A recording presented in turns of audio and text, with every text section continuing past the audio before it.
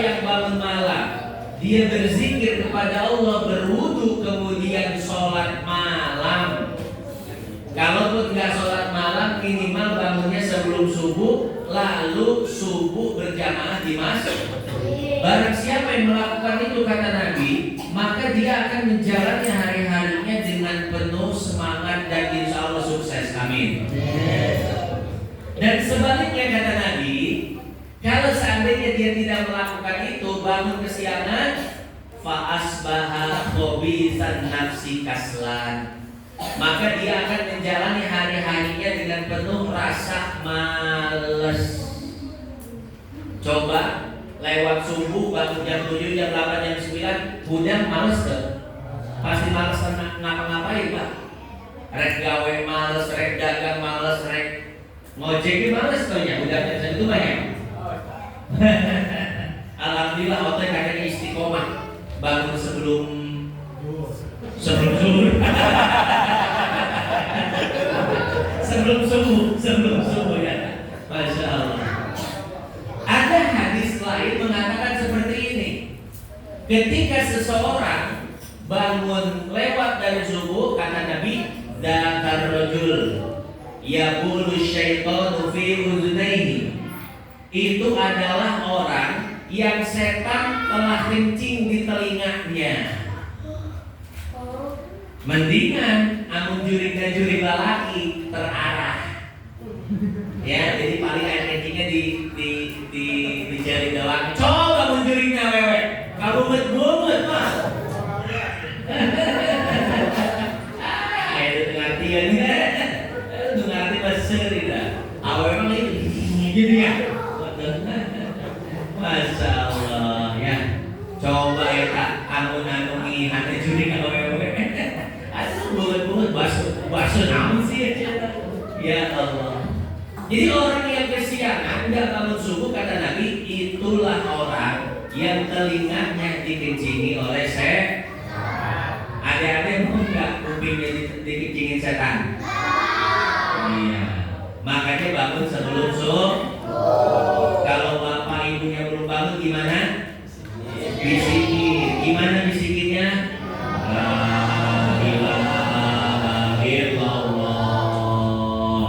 Gitu ya. Kalau nggak bangun juga gimana? jangan disiram. Diapain enaknya? Kelitikin ya. Nah, jadi seperti itu Bapak Ibu yang dimuliakan Allah ya. Makanya saya sering bilang sama anak muda, anak muda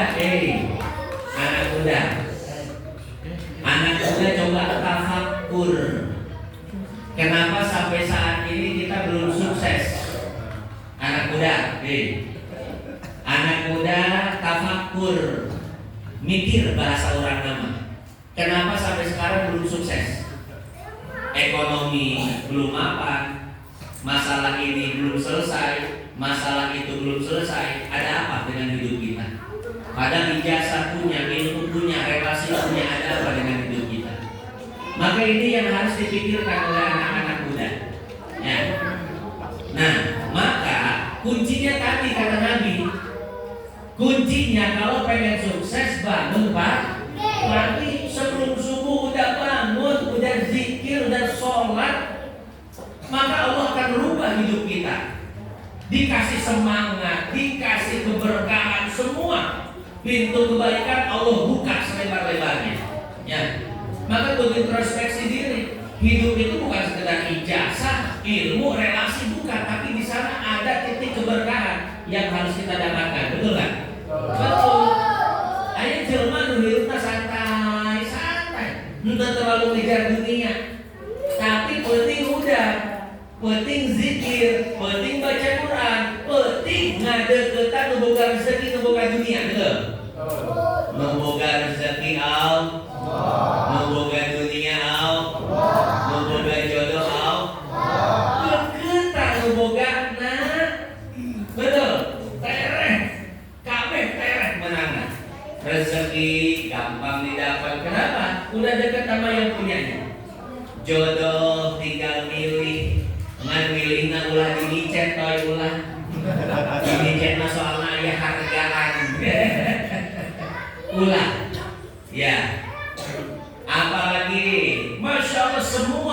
kebaikan Allah bukakan lewat tahajud. Sok tahajud, sok taraweh, sok tahajud, tahajud. Nah, tahajud. Ya, jadi seperti itu ya. Coba. Jadi kita ubah hidup kita itu lewat bangun malam.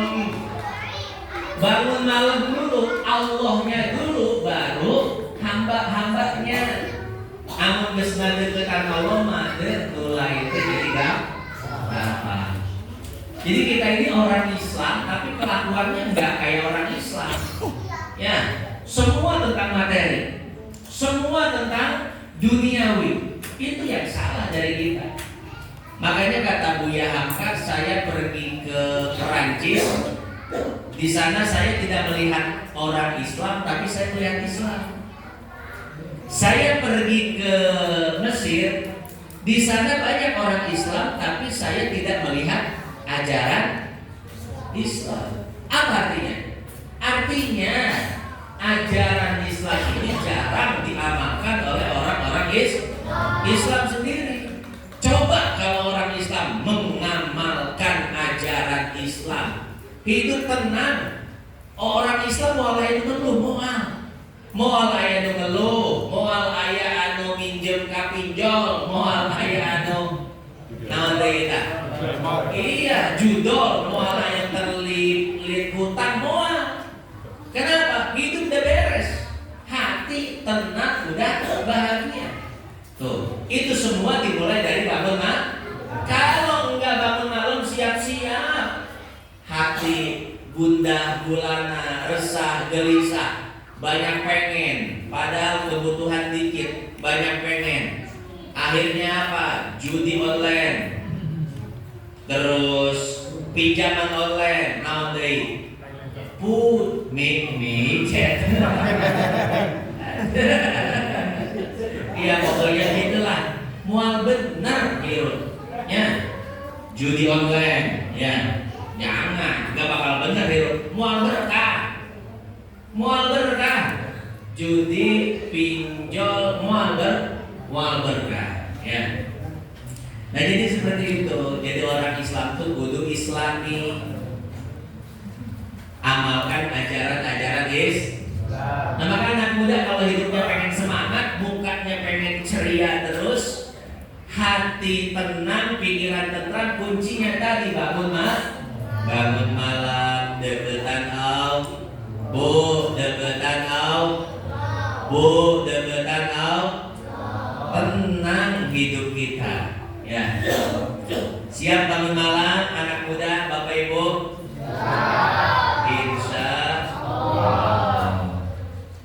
Salawat besertakan salam senantiasa kita limpahkan kepada junjungan semesta alam, Sayyidi ahli dunia wal akhirah, baginda Nabi besar Muhammad sallallahu alaihi wasallam. Semoga tetap tercurah kepada para sahabat, para keluarga ahlul bait, dan mudah-mudahan sampai kepada kita selaku umatnya. Amin ya rabbal alamin. Bapak Ibu yang dimuliakan Allah, sebentar lagi negara kita, Negara Kesatuan Republik Indonesia, akan melangsungkan kontestasi politik. Kurang lebih ada 545 daerah yang akan melangsungkan pilkada, baik tingkat gubernur, bupati, sampai wali kota. Namun seolah menjadi tradisi di Indonesia, setiap kali ada kontestasi politik, mau ada pemilihan, maka para calon itu mereka akan berlomba-lomba untuk mengambil hati rakyat. Ada yang ngasih sembako, ada yang ngasih amplop, mau diterima amplopnya doang mah, yang penting bersina. Kubu sebelah ngebom 50.000, kubu yang lain ngebom lagi 100.000, akhirnya pindah haluan. Kubu yang lain Ngelihat 100.000 dia naikin 150.000, wah kita haluan lagi. Betul, begitu kan ya? Setiap kali ada kontestasi politik, pemilihan umum pasti ada begitu-begitu ya. Bagi-bagi amplop. Bahkan ada yang bagi-bagi karpet. Kemarin ada yang bagi karpet ke masjid, nggak kepilih, karpetnya ditarik lagi. Apa itu? Mau nanti tarik di karpetnya. Ada yang bikin aspal di satu desa sehingga jalan jelek jadi bagus. Terkapilih aspalnya digusur deh, Pak. Lah, itu pemberian macam apa? Keikhlasan dari mana? Nggak ada. Maka semua itu pasti ada udang di balik bakwan. Ya. Nah, ini kan jadi pertanyaan besar buat kita. Hal-hal seperti ini, tradisi-tradisi seperti ini, apakah dibolehkan di dalam agama? Ini namanya money politik. Bahasa orangnya praktek suap menyuap, bahasa fikihnya riswah. Ini kira-kira bagaimana Islam memandang praktek seperti ini? Apakah diperbolehkan atau Coba Bapak Ibu perhatikan hadis riwayat Imam Abu Dawud dari Abdullah bin Umar. Apa kata beliau? La'ana Rasulullah sallallahu alaihi wasallam ar-rashi wal Allah Rasulullah sallallahu alaihi wasallam melaknat orang yang memberi suap dan orang yang menerima suap. Jadi baik para calon legislatif, calon bupati, calon gubernur, calon wali kota yang bagi-bagi duit ataupun warga yang menerima duit, dua-duanya dilaknat oleh Rasulullah Sallallahu Alaihi. Jangankan dilaknat Rasul, ya digelehan ku tokoh setempatnya orang tersanggup, betul nggak? Digelehan ku orang soleh, digelehan ku para tokoh, nggak sanggup kita. Apalagi dilaknat, dibenci, dimurkai oleh Rasulullah Sallallahu Alaihi Wasallam. Maka dalam hadis lain disebutkan ar-rashi wal murtashi finnah.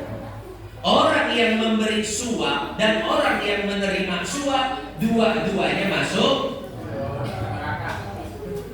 neraka. Maka Bapak Ibu, Bu, nanti kalau ada yang bagi-bagi duit, motifnya itu agar memilih paslon tertentu. Kira-kira diterima nggak, Bu? Bu, diterima nggak? Hari bawah.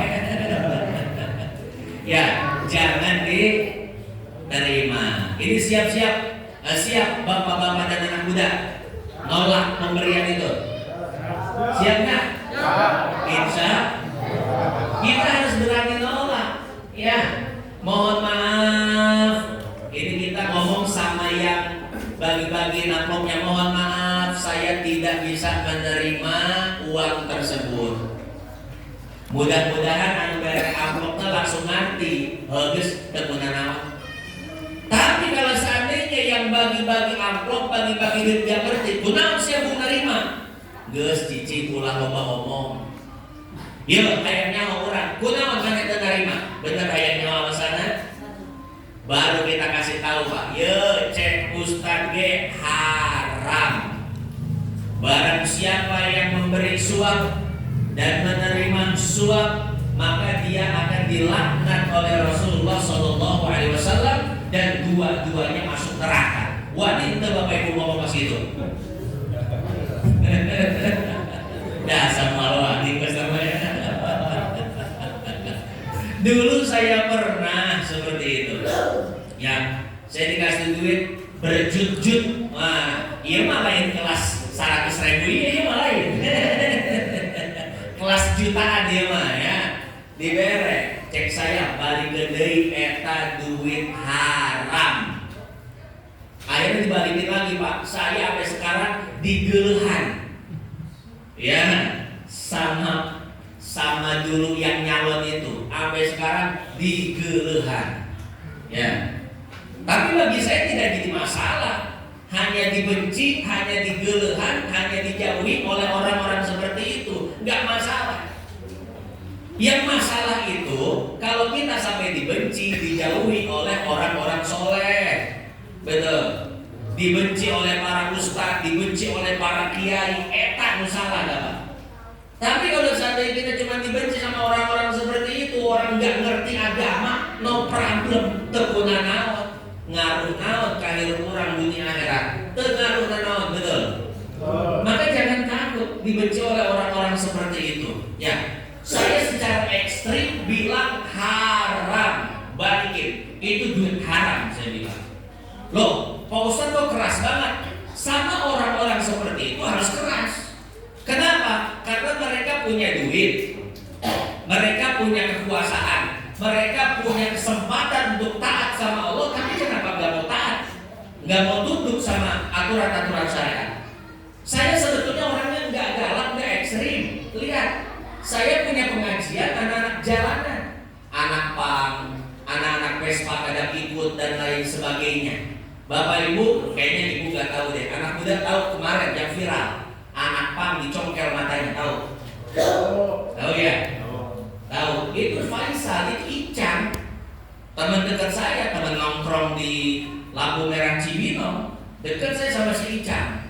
Ya, dia hadir di acara Vespa, dipuji sama anak pang lain. Biasanya anak-anak pang mabuk, ribut itu udah biasa. Cuman itu masalah sampai congkel mata, sampai sekarang buta Pak. Masuk podcast kan, banyak tuh viral, podcastnya Deddy Sumargo, podcastnya Deddy Sulaiman dan lain sebagainya. Ya, teman dekat saya kemarin waktu di RSUD Cibinong saya nengok dan lain sebagainya. Ya, saya kalau anak-anak pang nanya, Ustaz gimana mabuk, boleh nggak? Saya bilang boleh, nggak apa-apa. Emang mabuknya berapa hari sekali, tiap hari kan? Ya udah kurangi atuh, seminggu sekali bisa, ya kan? Insya Allah bisa. Tuh, bager, apa sebenarnya mah? Bager.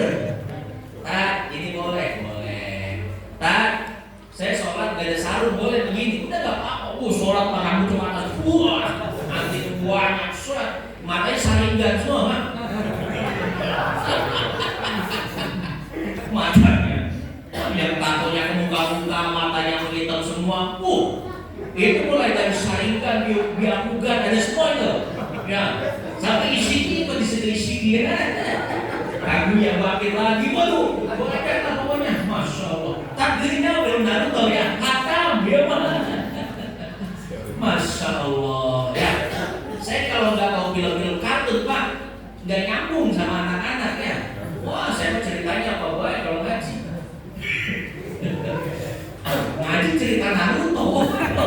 Mantap amat ini kata Ustaz. Lah, ngaji Gen Z atau Gen Z? Itu Pak, masya Allah baik saya yang begitu-begitu. Kadang ikut nongkrong di lampu merah Cibinong, lampu merah Cibubur, lampu merah Cikaret di sana. Ya, dulu di Serang, sekarang udah gak ramai di Serang karena ada konflik.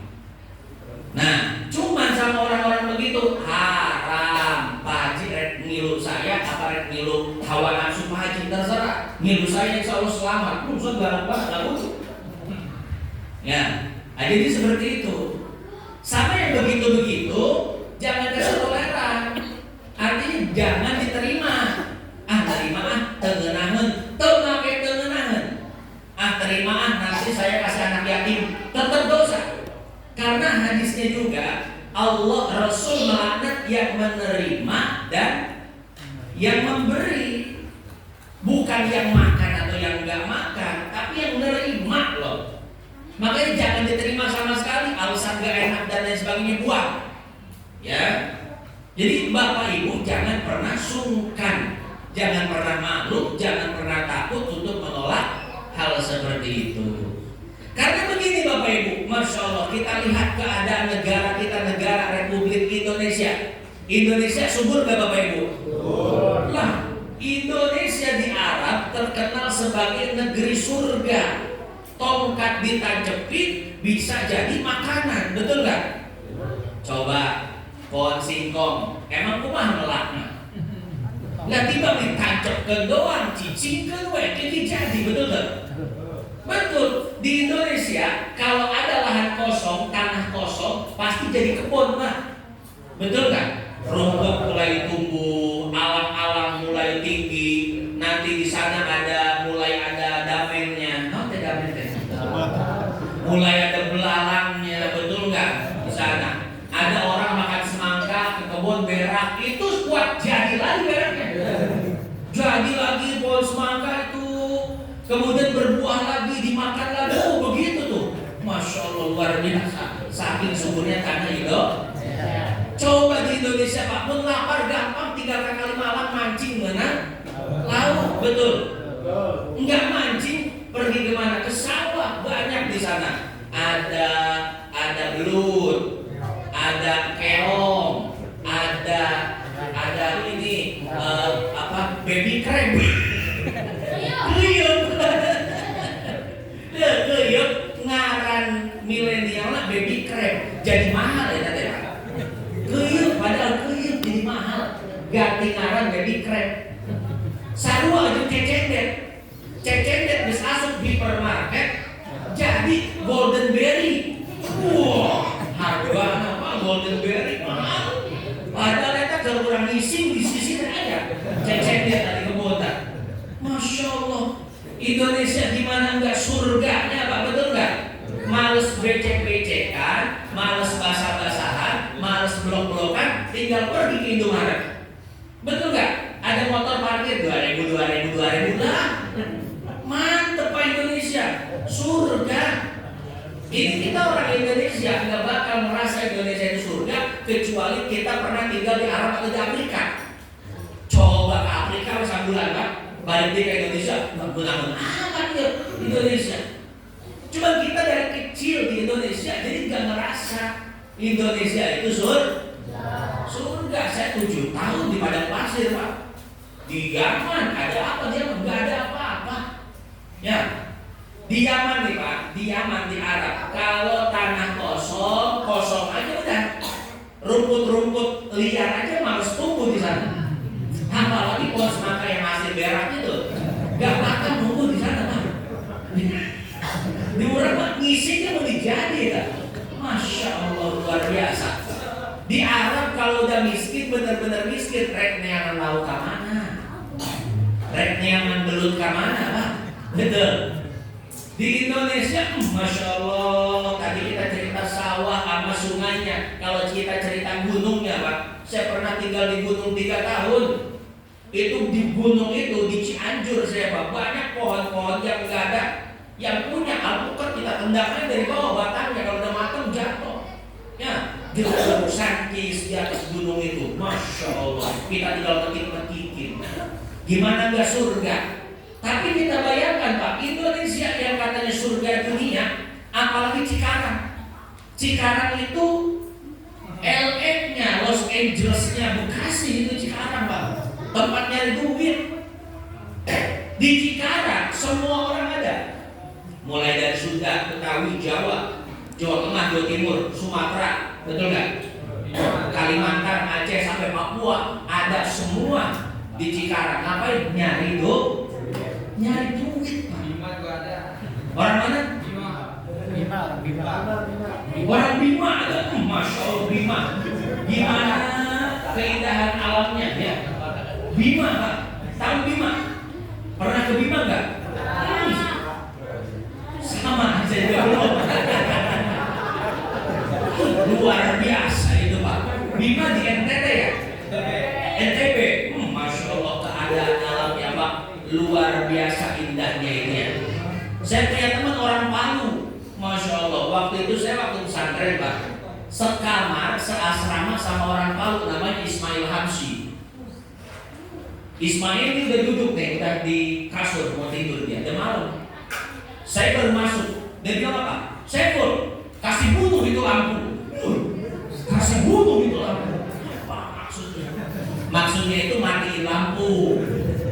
Kasih bunuh itu lampu. Orang Palu memang ngomongnya begitu. lampu. Kan dimatiin lampunya. Ya, itu luar biasa Pak. Di Cikarang coba orang mana yang nggak ada? Orang Medan ada. Ya, lengkap deh. Kenapa di Cikarang ini ngumpul? Karena Cikarang ini memang tempat nyari doa. Makanya dulu ya Cikarang Bekasi itu jadi pusat kristenisasi Pak. Kenapa? Karena kalau di Cikarang udah bisa dikristenkan, satu Indonesia bisa Kristen semua. Karena orang se-Indonesia ngumpul di Cikarang. Ya, dulu sampai ada mau ada gereja terbesar dulu di Bekasi Utara ya. Ada kristenisasi besar-besaran. Jadi seperti itu Cikarang. Coba kita tafakur sedikit, tafakur sebentar. Negara kita yang katanya subur, yang katanya kaya, tapi lihat rakyatnya bagaimana. Orang pribumi di Cikarang Bekasi aja nyari kerja kuat hese. Betul kan? Masuk pabrik kudu bayar wani piro. Sekalinya bayar dikontrak cuma 6 bulan, gaji gak full, dikasih 2,5 doang. Padahal UMR 5 juta. Sebagian setor ke yayasan, betul gak? Merana Pak. Orang-orang pribumi lihat gimana nasibnya. Ya. Orang-orang Indonesia secara keseluruhan miskinnya luar biasa, nggak sejahtera. Ini kan perlu kita pikirkan, tafakur. Mana sebabnya? Apa sebabnya? Apa jawabannya? Di Quran ada. Apa kata Allah? Walau anna ahlal qura amanu wattaqau lafatahna alaihim barakatim minas samai wal ardh. Walakin kadzabu fakhadnahum bima kanu yaksibun. Andai satu penduduk negeri mereka beriman dan bertakwa kepada Allah, menjalankan syariat-syariat Islam. Salah satunya apa? Salah satunya menolak praktek riswah, suap, menyuap. Apa janji Allah? La fatahna alaihim barakatim minas samai wal ardh. Maka akan Allah bukakan pintu rezeki, baik pintu-pintu yang ada di langit atau pintu-pintu yang ada di walakin kazzabu, tapi mereka boro-boro menjalankan seluruh perintah Allah, subuhin kaberangan terus. Subuh kaberangan, neangan gawe mayar, praktek suap menyuap dilaksanakan, khianat dan lain sebagainya. Syariat tidak dikerjakan. Walakin kadzabu fakhadnahum bima kanu yaksibun. Ya sudah, aku turunkan murkaku, azabku kepada mereka. Memang azab Allah bukan berbentuk gunung meletus, tsunami, hujan deras petir, angin topan, puting beliung, bukan. Coba lihat azab Allah yang Allah turunkan pada kita apa? Sulitnya ekonomi, sulit cari kerja, kemiskinan merajalela, pengangguran di mana? Itu azab Allah. Maka di sini kita perlu tafakur. Anak muda coba yuk tafakur anak muda. Gawe hese, gawe hese. Neangan duit hese. Judi gampang, pinjol gampang, awewe gampang, micet juga download nyatonya. Nyatanya ajaran Tuhannya cara download. Masya Allah, tabarakallah. Nah jadi Bapak Ibu, anak muda semua, jadi momen maulid ini kita jadikan momen tafakur buat kita. Kunaon sih urangnya kieu-kieu wae. Nya padahal negara kaya, negara subur makmur, tapi kenapa kita nggak sejahtera? Kenapa kita nggak subur? Kenapa nggak makmur? Ya, maka kuncinya tadi pertama jalankan syariat, yang kedua jangan lupa bangun malam. Nanti Allah akan merubah hidup kita. Allah rubah jalan hidup kita. mun ayeuna yang ngarasa buntu relasi teboga gawe hese nganggur geus lila, coba bangun malam, maka di kemudian hari seolah-olah semua jalan-jalan sulit itu Allah bukakan satu persatu. Semua gampang, hajat-hajat Allah permudah, semua Allah akan mudahkan. Nah, jadi seperti itu ya Bapak Ibu, anak muda, kaum remaja, adik-adikku sekalian yang dimuliakan oleh Allah. Jadi Nabi itu sudah wafat 1400 tahunan yang lalu. Tidak ada yang tersisa dari beliau melainkan ajarannya. Kalau kita tidak berbakti kepada beliau lewat ajaran-ajarannya, mau lewat apa lagi kita berbakti sama beliau? Jadi berbakti sama Rasul itu gak usah repot-repot. Ya, amalkan ajarannya dan jadikan sunnahnya sebagai aktivitas sehari-hari kita. Saya jamin Pak, hati tenteram, pikiran tenteram. Hidup mulai masalah. Apa masalah hidupmu? Masalah hidup saya adalah tidak punya masalah. Batur mah boga masalah, manehna hayang nyari masalah. Tapi itu manggi-manggi. Luar biasa. Jadi seperti itu ya. Saya pernah ditanya, Ustaz, juga masalah enggak sih? Ya masalah saya enggak punya masalah. Karena hidup enggak punya masalah juga, Pak. Ya, jadi seperti itu. Bapak Ibu yang dimuliakan Allah, itu saja yang dapat saya sampaikan pada kesempatan kali ini. Intinya dari Maulid ini saya mengajak kepada Bapak Ibu yang dimuliakan Allah, alaikum bisunnati wa sunnatil khulafa'ir rasyidinal mahdiyyin addu 'alaiha bin nawajid. Saya berwasiat kepada Bapak Ibu sekalian sebagaimana wasiat Rasul kepada para sahabatnya. Apa wasiat Rasul kepada para sahabatnya? Hendaklah kalian mengikuti sunnahku, jalan hidupku, ajaranku. Genggamlah ia dengan genggaman yang kuat seperti kalian menggigit tali dengan gigi geram kalian. Ada tali kita gigit, biar gak lepas, gimana caranya? Kita gigit dengan sekuat-kuatnya, taruhannya gigi kita. Seperti itulah kita menggenggam ajaran Rasulullah SAW. Rek dimoyokan, rek digelhan, rek dijauhan, sabodo teuing. Yang penting saya menjalankan perintah Nabi dan menjalankan ajaran-ajarannya. Itu saja yang dapat saya sampaikan. Mudah-mudahan yang sedikit bermanfaat. Mudah-mudahan tidaklah kita berpisah dari tempat yang mulia ini, melainkan Allah telah ampuni dosa-dosa kita.